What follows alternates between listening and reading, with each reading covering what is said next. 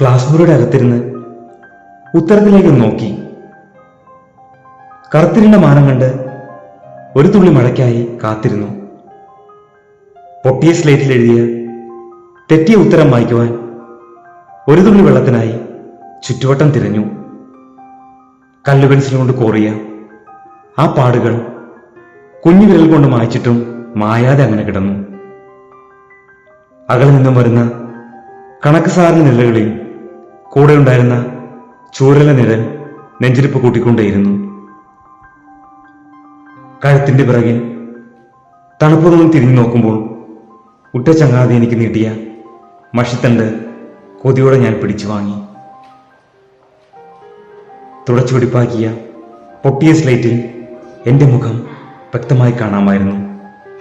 കൂടെ അവന്റെ ചിരിക്കുന്ന മുഖവും. മഷിത്തണ്ട്.